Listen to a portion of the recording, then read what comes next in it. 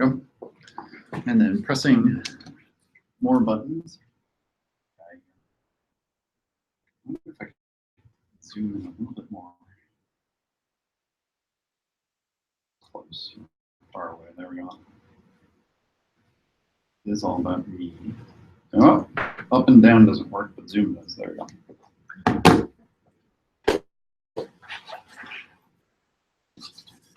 You know what? We are closing in on Chalk Talk number 400. We are in Chalk Talk 389.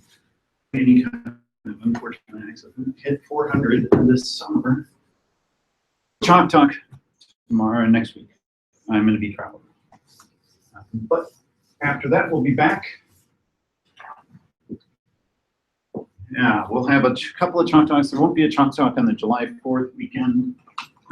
And then we're going to start doing some cigarette papers, by the way. So this is Chalk Talk 389, interference. Oops, let me get out my research.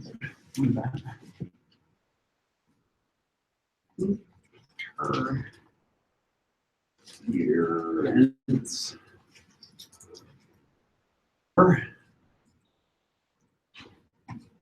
Geometric line. And this paper is cool. I don't. Unfortunately, I can't show you guys the video. It's missing cable and stuff. But if you do have a chance, look at the video that goes along with this paper, because we are proposing this sort of collision detection response framework physically. Isn't a physical solution. What it is something like, if I want to, and have it place close on my character, the close to not intersect the character, then we'll place the close on there and have it pop up, not have to worry about tweaking it or doing anything. Right, a whole cloth simulator, or you could use this thing to just sort of resolve the collisions in a plausible kind of sense. It's kind of cool, actually. The one really compelling example that they had in the video, a vase, or a vase there, a bunch of flowers, and I'm not going to draw the flower part, I'm going to just draw the stem part. They had a whole bunch of stems.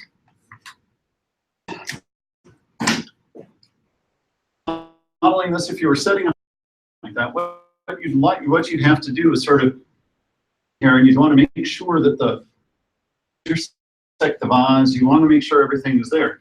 And all they did is they dropped it down. They got caught by the top of the vase. They got pushed in. They all moved, and the vase itself, a deformable object, but the stems were indicated as a deformable object. And it looked sweet, right? And so this is, and it's all running in real time. The purpose of this is not exactly physically accurate response to collisions. Detect collisions and use them in a sort of geometric modeling sense where, like, you just kind of expect them to move. Falls through. The other cool thing about this is us a lot. We're doing a lot of muscle simulation, and we've been talking about how do you resolve collisions, situation where you've moved a character into a place where collisions are happening. So they have another example, a bunch of tubes. So they've got a whole bunch of tubes that are just drawing tubes, and they're all tangled up. They've got tubes that are intersecting each other. And they say, all right, I would like to have these tubes where they aren't intersecting each other, but I don't want them to explode. I don't want a bunch of intersections to just drive this thing crazy. What I'd rather like to do is sort of relax the tubes so that they are no longer intersecting, but are close to their original starting point. So it's a pile of tubes. Can we get them to be unintersected? As long as we can start in a non-starting point. So in their case, what they do is they shrink the tubes down. You know what? if we shrunk the tubes down so they're actually close to their center point, intersecting. They shrink the tubes down where no intersections are happening in the tubes. Have a neat and response thing. Tubes, when collisions start happening, the tubes, you can see them, they're starting to move and rearrange themselves. Collisions happen. This is cool, and this is one approach to this. This is not the only approach to this, but that's why we do these things, is to try and figure out how they do it and if we can use some of this stuff. Makes sense. So that's the problem they're trying to solve. So now, we're going to go through the paper and look at the framework. And as we go through this, exactly what they need to know. What the response is. Yep. You enlarge your screen or something, since we have a little tiny.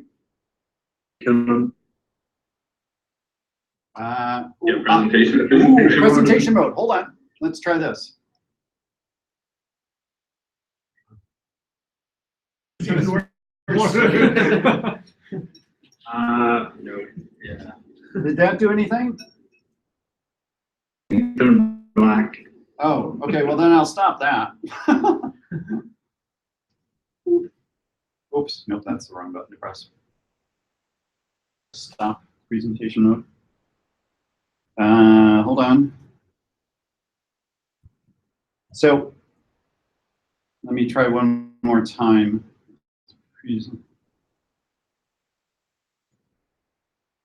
Nope. Oh, in presentation mode, I think it's going to the sort of PowerPoint display. So there's no thing like that. So I was actually able to make me bigger since I'm talking to people who are using life size, able to make her on this display by pressing the hand button on the controller, the one with the little 3 stacks next to a person. I rearrange the display of the image. And now on my display, I only see myself, and I'm big. Yeah, unfortunate. That works? No, because I can't see you guys anymore. Who do they see? I don't know. I will write big. We have a quarter of the screen. Yeah. Maybe Nafis, if you mute your video, make it bigger. Oh, cool. No, it just makes Whatever, okay, we got a quarter screen. That's fine. Yeah, it's fine. It means this feature though, where you can enlarge any given. When you're on a laptop, you can drag the window, but using the life-size box, the only option you have is repeatedly pressing that little controls the layout, and it obviously is not working for them. Write bigger than normal to deal with that, and feel free to yell at me if I start writing small. So paper. First of all, this is an interesting paper. Making these YouTube videos public, and I'm going to actually diss this paper a little bit. I want you guys to pay attention. There is a part in this paper where they go from equation to algorithm with nothing. It made me mad. It was like, wow, here's the solution. And so we're going to try to figure this out. I'm not quite exactly sure how they got to where they got, but we're going to. But before we do that, we're going to start over here and we're going to write down some terms.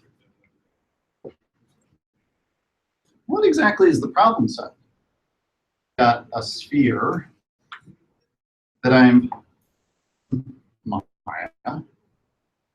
cube over here, and I'm just drawing this as a square, and I'm going to move this sphere into that. And so the sphere is going to bump into this, and I'd like something to happen. You can think of this in terms of geometric modeling, in that I could have this thing dent, right? I'd like it to dent because I've just used this thing to bounce into it. Or I can have this thing could get a little flatter as well, and the sphere becomes less of a sphere because they both sort of hit each other. Well, okay, do I have to say that this is object 1 this is object 2. Actually, no. They say, screw that. No, let's treat everything as just a set of points.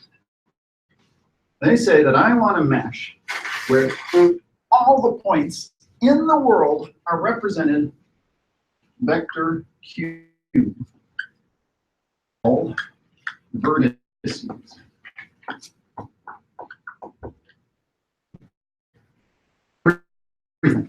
If I have a sphere and a cube, it's all the points, in, even though they're separate objects, we're all going to stuff all the vertices in the cube. And so they say, for the purposes of this algorithm, we do not distinguish between objects. It is a single surface, possibly with disconnected components. So these two guys are the same. We've got Q, and associated with this, well, beginning of the paper, they talk about the fact that agnostic geometry is possible. So we have vertices that are in our mesh, but is that mesh a triangular mesh? Is it a mesh of quadrilaterals? Is it a subsurface mesh? Is it a mesh of splines? Or, you know what? We don't care. We're gonna make this thing general enough so it can handle anything. But quite frankly, this is a mesh of triangles. So there's a whole list of triangle lists that goes along with this. And we're not going to talk about that much. Exists. Which, all right. Now, that could be a lot of points. So right off the bat, they say, hold on. We have a smaller list that are the control mesh or control points. And the obvious thing is a spline. You have a points and you have a spline that goes through those control points. The points on the spline are the Q's, the P's. Now those guys right there are P's. All right. Now, since we're dealing with a triangular mesh, they also talk about this. We say you don't want to be dealing with all these points because there's a lot of them. You want at least some sort of thing like that. If you've got a triangular mesh with a lot of Q's in it, why don't you choose some of these points and use them to deform the mesh using as rigid as possible, or a Laplacian surface editing, or some of the other stuff that we've talked about. All this points and the mesh bends accordingly, but you get the results that you want. It's important for this paper. We have, and then things that are controlling the high detail. All right, then finally, we're not done. There's a whole other list of points called R. S is an arbitrary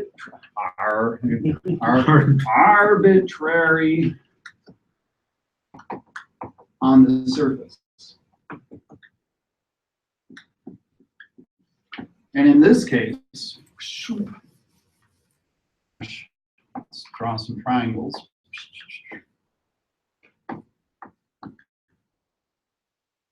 We have each one of the vertices. That's Q0, Q1, Q2. These vertices are control points, or they may be hovering out. Could be a deformation cage around here. You could have a whole box around here where the are actually the thing that is bending this thing. And then R is any point that is an R. Any point on the surface. And the very general way of saying this is equal to sum, and they're very vague about this, sum, I sub W Q I, where they say, you know, a point on the surface is just some weighted sum of points around it.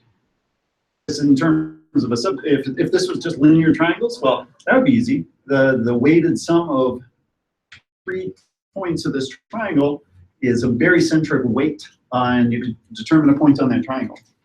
Or if this was a subdivision surface, it's on these cues as defining the location of R using subdivision surface math. So we got that. It's really important because we're going to start flinging around Q's and P's and R's in our math. All right? So far, so good. Now, first thing that happens is that physics. What we're going to expect is that the user has in a cube some control points like a deformation cage, and the user selects the control points and moves the sphere into the cube. Happens.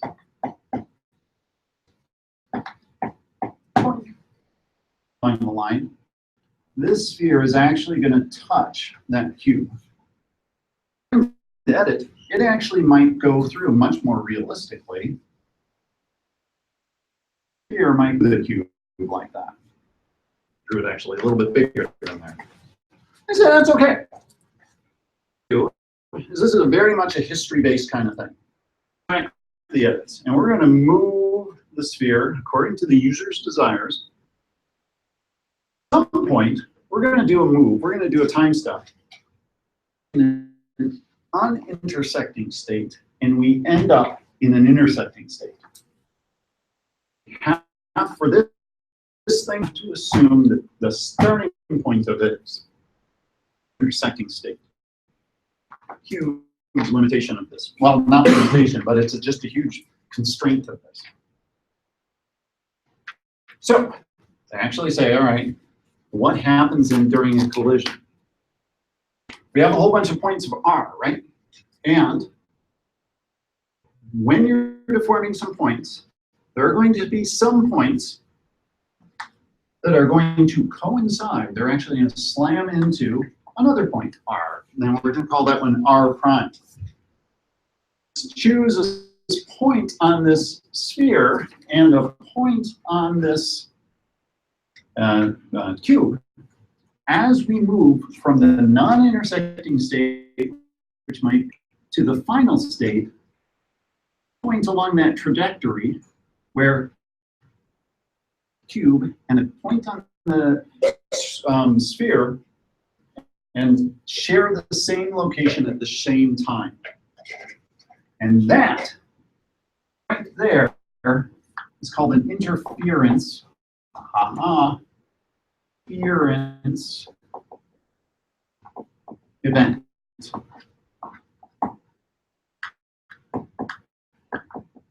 And they represent this with the capital letter I. A lot of capital letters on the I's in here when this kind of stuff happens. Notice, this is important. We're dealing with R's. So as we move the sphere into the cube, a whole list of R's actually start showing up, right? As we go through here. And there's this big long list of R's that have happened, and there's an event that's associated with that. So when that happens, there is actually R sub Ti equal to, remember this is a 3D point, all these guys are 3D point locations, R prime Ti. Now, me about this program paper, as they start talking about these interference events, longest time, about 3 pages, how they detect them. And I thought, well, you're doing all this interference aware stuff. How are you finding out about this? 1 page, 2 pages, 3 pages. You're finding it's like on the first chapter, and nobody even noticed that the murder happened. You eventually get to detecting interference. And they say, screw that, we don't care. We're going to use collision or detection. And you can use your favorite continuous collision detection that you want to in this paper. Continuous collision detection, there's a free thing out there called FAST. Actually, they also use another one. There's a C or something that has another paper. Oh, self-CCD. CCD free, self-CCD as well. This one, if you want it, you have to ask the researcher for the code, and they're like, please don't use it for money. I think it's free. Bullet, it's totally free. And there's some other ones out there. If you think this paper is about collision detection, you're wrong. They are saying, we assume somehow that you can build a list of these collision events, these interference events happen. That list, so given that we're talking about ours, we don't have to worry about those to P and Q outside of this paper. Like, they're going to handle that part. They will handle that. Okay. Yeah. The limitation of this paper is that they spend a lot of time talking about the generalities of this. But once you start throwing continuous collision detection in there, you go, wait, all right, ours. There's a lot of points that are going to be intersecting. Do I need an infinite number of points here? In this paper, at least, they're doing this all in triangles. And so if you have a triangle, the triangle goes through it, there are really only two collision defense events that we care about of this triangle. And pierce, there's a vertex to face event. And sort of more annoyingly, we can have let's draw it this way kind of thing, where one triangle comes in and smacks into this on, and that produces an R. All of a sudden, you can sort of round these R's into actual things. If I have a triangle mesh, vertices that smack into his face, and so one R X, and the other R prime will be a point on the face of that triangle. Like two edges that smack into each other, and the interference event will be when those two edges. You have an R on one edge and an R on another. Right? Makes sense. Now, this becomes easier. So we're going to get a list of a whole bunch of R's, be vertices smacking into faces or edges smacking into other faces. All right. The interference event is both a position on the surface and the time is important. The time, TI, is what the continuous collision detection algorithm is going to spit out to. You that a collision happened. It's also telling you the instant that it's happened. So that's important. So now, and this is where they get, this is their sort of idea. All right, yeah, I got all this kind of stuff. Draw big. Which is important. Let's add this to this. We got, so Ti for interference is equal to R prime T for interference at various points on the mesh. And then all of a sudden, you can sort of go, oh, I understand why this can work in a multiple objects all in one mesh kind of thing. Or fast CCD collide points and edges together. And it doesn't really matter whether it's a vertice, it could be sphere to sphere vertices, it doesn't matter. We're just going to be massive triangles. We're going to start slamming them together to see where they intersect. Right. Okay, so next up, the set of all interfering points form a subset. This thing called the interference surface. And that surface is a bit of a misnomer because there can be a lot of interference events that may or may not be collected in the paper. And kind of gloss over that. Interference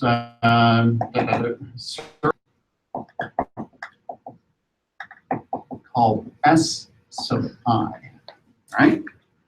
It's just a big old set, I's, or R0 through Rn. Old set of these collision points. Right? Now, how are we going to do? So this is the cool part about this paper. Let's spend a little bit of time drawing something here. We're going to draw a cube. So here's my cube. Is my sphere. It just so happened to bump into that cube.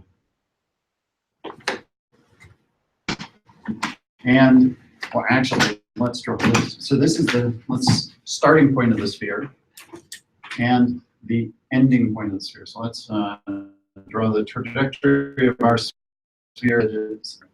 And when the collision event happens, and there's that the collision event is going to be different for different points in the sphere.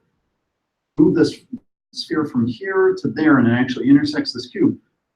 The point that hits first.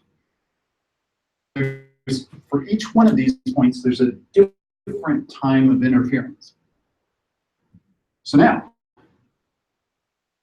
that point, and think about it. Right over here on the surface. With user edits, the user just kept on plowing through there. We've got to respond to this fact that the user has just kept on plowing through. It has a bit of a trajectory, right? If we take a small sliver of area around this, we know that this happens to be part of a triangle, for instance, or a part of the subsurface. Extrude that surface of the area out. You could say that, you know what, this collision, and it actually pulled this space of collision event that happened. Later on, there's another point, and it's hard to draw time, but time is actually an important part of this. And this guy actually might end up over there. So there's another tube, a little DS. There's a little just pulling along through here. All of a sudden, you do this for all the points on the hit by this guy. This thing, blob of tubes, right? Represent how this happened. And by the way, I've hit another cube over here. Tubes that are happening as this happened. A huge blob of these little volumes. And they actually call it time interference volume, right? And this was actually interesting. This one sentence. Observe that the tubes for different areas can overlap. All stacked up. But you could easily imagine a complex kind of event where we're trying to deal with it. You could have different, different things overlapping with different things. It would be weird. All right. So these, and they call it space, time, so space, time, interference, and then abbreviate that, event, or STI, not volume, or event volume. All of them sum up to, or each one of those tubes is a space-time interference volume. Okay. So, I'm going to take that. Each one of these tubes, volume, right? We can use the volume of this parity of the interference. Informally, interference auto as the sum of volumes from these tubes pass through another surface at some instance in time. By the way, for time, we always think of time starting at 0 step to 1 at the next time step. So 0, there's a ti for each r. It's going to become important. So we reset t from 0 to 1, 0 to 1, 0 to 1. Of all these things, we're going to resolve the collisions. Important. We need to make sure that the collisions are resolved so that the next time we go to a time step, we start from a non-inter state. All right, so here we go. Ready for some equation? It's not huge, but it makes some sense.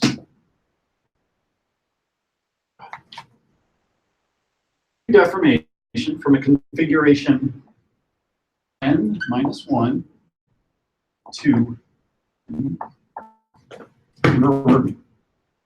are the vertices of our mesh, P, collision points. But basically, we our vertices, deform them by using P, the previous time step to the next time step. Some of those guys are going to generate collision points. Interference volume V to the integral all the r in s sub I, right? So we get our interference surface, and we find all these guys. The integral is minus t, t, sorry, of r. Anyway, wait, what? They took this thing, this r thing, and they also said, let's flip that around. R, I'm going to create a function called ti, and an r that's involved in an interference event. It spits out the time. Time of interference.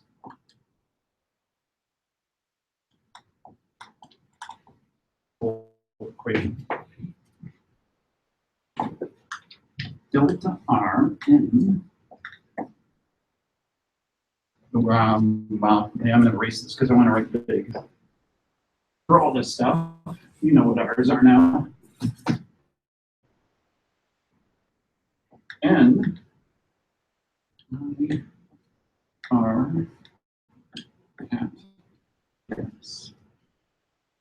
Need to make sure this. All right. So for people who can't read this, there's a great big integral over all the points that have had a collision during this time step. It actually kind of makes sense. Yes is that little blob of area around the point that collided. And we're going to be extruding a tube. So all we basically need is a time or a length of how long this tube is going to be. And that'll give us the volume of that tube all up. So, okay, wait. So first of all, what the hell is a delta R? R is. That is just R n minus 1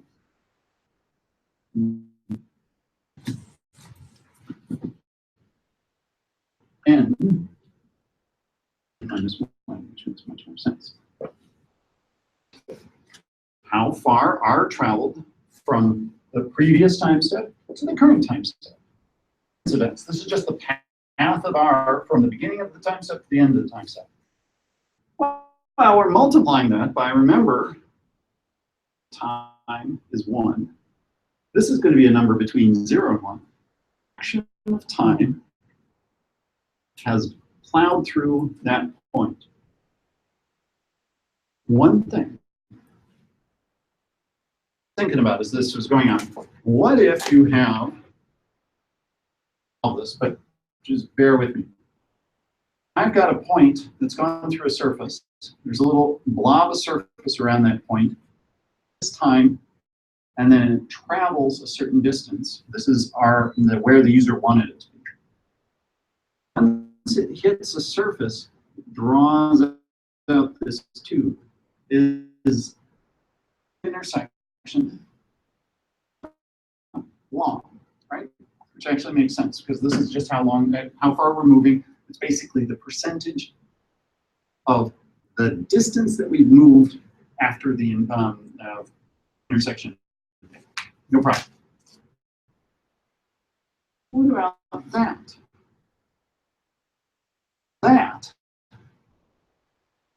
Then I have a small little area, you know, a little wall that I created. Pull the thing right through the wall and you hit both surfaces. Count that? And I think the answer is yes. I think we don't care. Once you've intersected, you're pretty much intersected. We're going to generate a whole nother event there.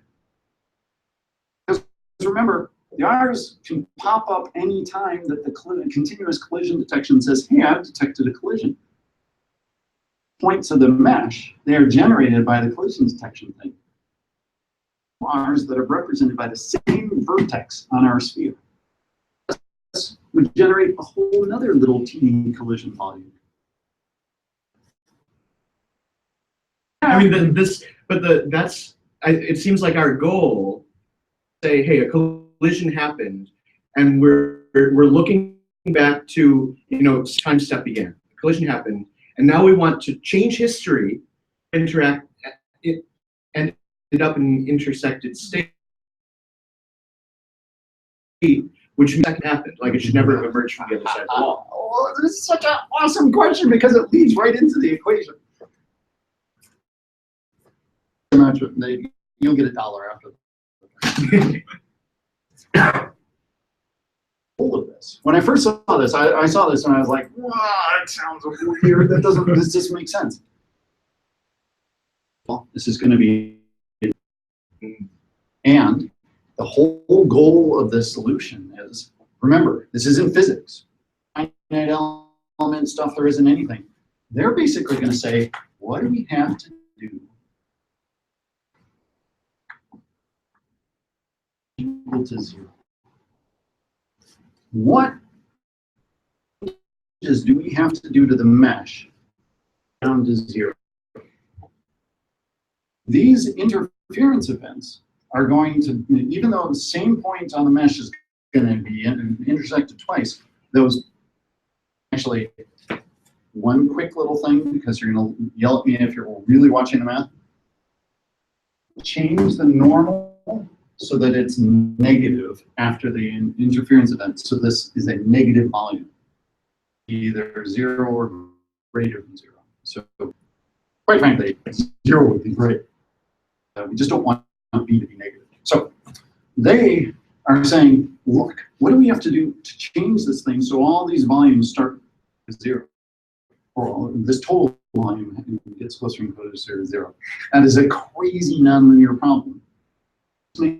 Steps, and we're going to redo the collision detection. Well, and the order of those steps matters a lot because it would be a valid solution to just say, hey, you know what? Through the wall and never actually got blocked by it. Like we're just on the other side now and there's no intersections. Yeah, but you always we're relying on the continuous collision detection to actually detect the points. We always started from a 0 intersection. Continuous collision detection multiple times during this thing, which was a little bit of a limitation, but they're relying on, you know, fast CC. Fingers crossed that it's fast enough. And yes. Okay. Well, think about this. This is important. That dot product. This makes sense, right? But one of the things that they said was, look, you might have, I've been drawing these things perpendicular. But if you have, and where you have, start here, and you end up, you have a collision, you have a full-on collision, and the collision actually happens at time equals 1/2, let's say. Long thing. And if I just took the, we'll talk about this in just a moment. If I took the ds from the thing that is colliding, actually, take the ds from here with the normal of that. So this is the normal of the r prime. I erase it. R prime. And so this volume is actually just this little sliver of thing. Because we want to know we're doing this minimization stuff. It's all relatively easy by sort of scooting this point. Again, physics be damned at this point. Out of the way of this thing, volume that this thing created to be not that big. And this should be about the same event that starts here and goes to there, right? Or maybe it just goes to there. It's just there. This one's more of a head-on collision. You want to back it out. Collision that you don't want to spend too much time other than moving it out. So that important. It tells us how much of the volume is actually being swept. Normal at the interference event is basically given this point R, and it's R, yeah, actually happen. All right. The definition of delta R there, Yep. it seems like a requirement of this is that the static, the deforming rating to begin with. No. You can actually, like I said, you could easily have an object C, and then you put it into a control mesh. This object into itself. This thing to be able to resolve that kind of deformation. Remember, it's a back. One other good point about this assumes a linear motion. Well, that's what I meant. It's forming over time, it would be a nonlinear motion. But nonlinear, but yeah. over a single time step. Single time step, we're assuming linear motion between R and R. Yeah, because that there's no integral or a curve or anything like that. I think if you have bodies colliding, then that interference volume is no longer like a tube, it's a bendy tube, or it has some to it. Agreed, but they are assuming it doesn't. They are doing this, and quite frankly, a lot of this, but they are making the assumption that this is good enough. And I think the answer the authors would give you is if it isn't, reduce your time steps. Reduce it until it is good enough. So there's a couple of points in here. Integral over an arbitrary surface has no concern for the underlying object model, shape, or movement of the surface. It's completely general and can describe interference between thin objects, surfaces with sharp features, and surfaces with a boundary. Whoa.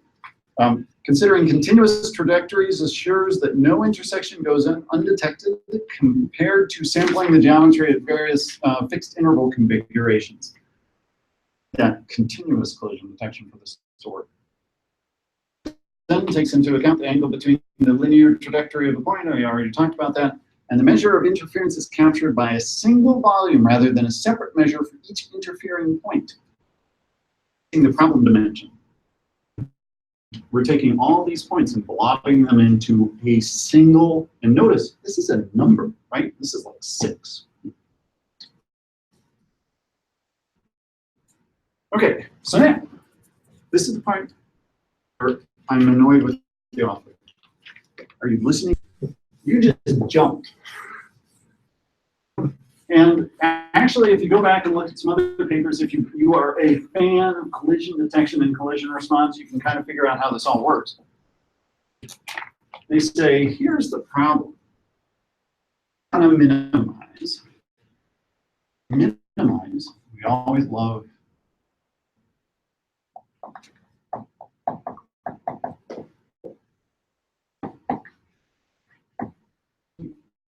And subject to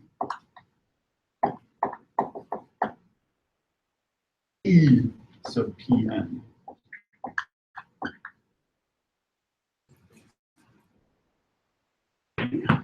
Well, first of all, this one's easy. Volume, oh, and greater than or equal to 0. So given a set of control points, notice I went to P here, not Q. Given a set of control points, those control points produce a certain interference volume. And that's what this is. That is always greater than or equal to 0. We want to minimize some energy based on this. Well, followed by the computation of an unconstrained candidate configuration. We are at Q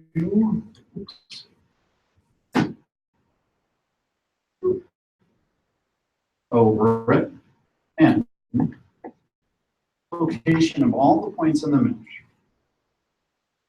This of N for now, which is equal to P N.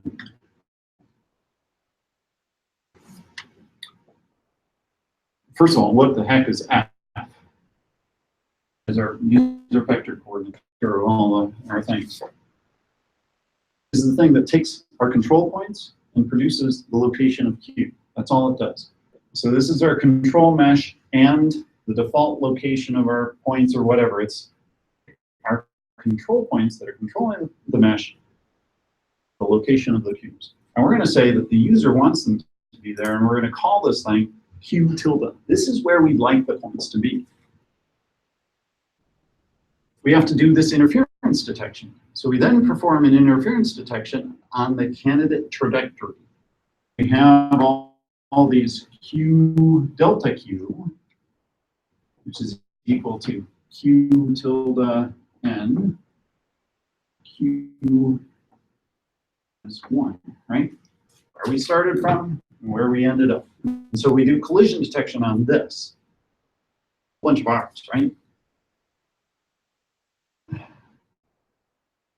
Now, response to obtain the intersection-free final configuration. Take our Qn, or this thing, do something. We're going to collisions and create Qn. Then, through magic, take this final Qn and figure out where the control points actually needed to be in order to generate that.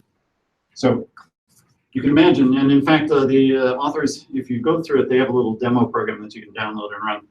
You grab a point, you drag it to somewhere, and then it actually drags the point away from you and says, no, no, no, you can't go there. You can't pull this there because you're doing something. Or, yeah, even then the control points start changing because you're only allowed to deform the objects using the control points.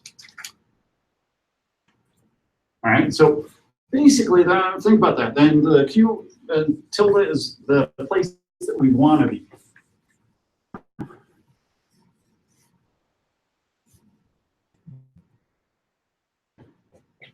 E sub P equal to the length of F of P n.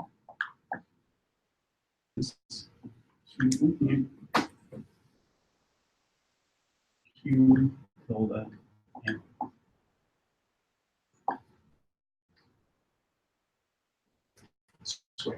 Okay. So first of all, when you see this kind of thing, we're going to minimize the energy that's produced. Things that are here are the controls that we have. So the things that we're going to actually be moving are the P's. We're going to try to figure out the best configuration of P's is this. And what's that?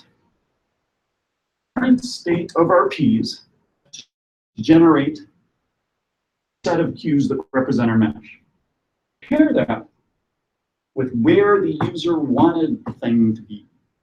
We're going to actually modify this thing so that it gets there. So if equal to that, we're great. We just moved it. There were no interference events, and we were able to go where the user wanted us to go. This, and collisions start happening. It doesn't match that. As close to that as possible. Because this is important. You think about rigid deforming or something like that. If I got a character with a whole bunch of face swinging him onto a sphere, a full-blown translation into this. When I hit, I want to make sure that as much of this detail as possible won't be colliding well. And then eventually I'll come around here. So I want to make sure that if I can get to a point to get to, I should. When a collision happens, I want to make sure that the difference between what I started from and where the user wanted me to go, shape. All right. There you go. How do you do it? The algorithm. Literally. One sentence later, they say this is how you do it, without saying how they derive this. I have this, and on my own, which is Range multiplier kind of situation. We'll talk about this if we have time, which we don't. But we do have time to write down the thing. Basically, this is it. Delta Qn, and I can write down the whole algorithm here. Qn minus 1. Step 1, we initialize the trajectory of the points on our mesh. Few are the points in the mesh. L E equals I interference volume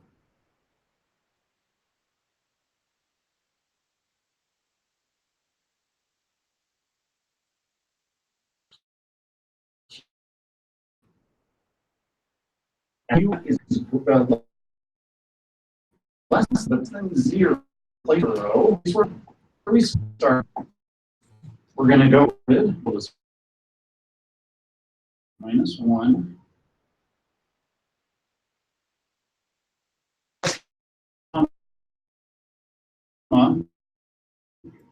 The trajectory of our path. We use lambda. We're going to kind of with lambda.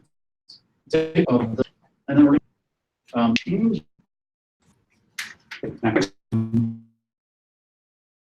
And we're just going to write it down, but we're going to explain that. What's that? We're going to do so plot gradient change gradient volume transform times lambda. Right? And then final step, delta n equals f of p sub n is q sub n. And this is the end of the while loop. Q sub n equals q sub n plus q sub n.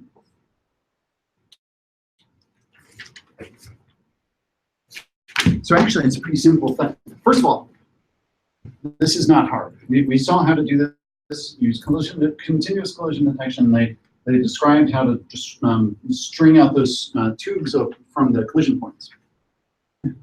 Look at this now.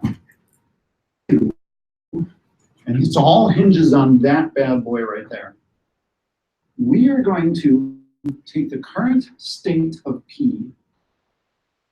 This is a gradient of V based on the P's, right? So we're going to look to see P. Choose one of the control points. One of the control points and wiggle it a bit. that is going to change the volume. You can actually do the gradient of this. If we follow the positive gradient of this, the volume go down. We're basically saying of greatest change to the volume so that it gets bigger. The gradient of V up, we lock it up. Well, that's what this thing is, and you can kind of work it out with Lagrange multipliers. Volume that you've got, and you're doing this wearing the change in volume, but that's okay. Volume that you've got, say it's 10. Gradient of this says if I move the p's, I can get a change of 1. How much I need to walk along. This is that thing that says, okay, I've got a configuration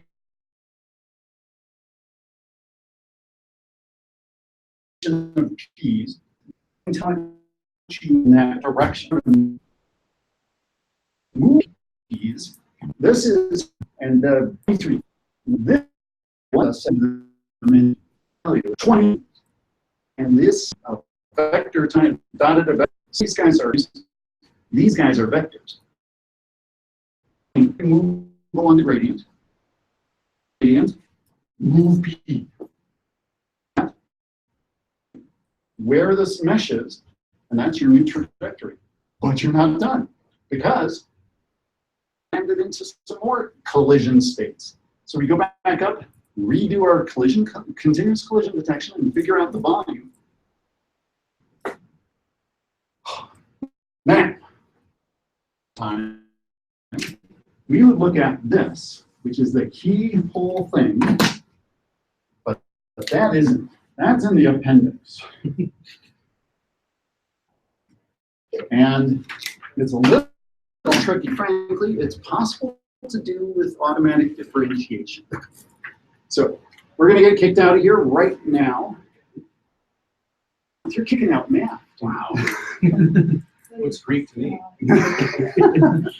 But that's how it works. And so the upshot of this whole paper is that they are actually able to get given fairly dense meshes, right? They're working with 50,000 points or something. Continuous collision detection. You're not moving very much from one time step to the next time step. Rates with this. And it is provably stable. They do spend some time to say that this thing actually will converge with this. Look at this. There's no finite element stuff. There's no deformation. And yet it still behaves correctly. Well, but it's like, as a much sure, but okay, we don't have physics. If we're thinking about it kind of in a more kind of simulation context, like we've got some animation, we want some squishy collisions on top. If we think about that example you talked about, the stems of the flowers going into the vase, to put money on, like if we then, okay, we do that, oh, that all looked great. Now I kind of like drag those flowers around, and there's all sorts of funky stuff, and this is a history-based approach, and a lot of it's not going to look good. There's no thing that after a certain amount of time, this thing will hold the stem shape. Yeah. I'm right there with you, especially numerical and accuracy because of this. Just stop, because other people need these rooms. Bye, thank you. No chalk talk next week. Thank you. This was fun.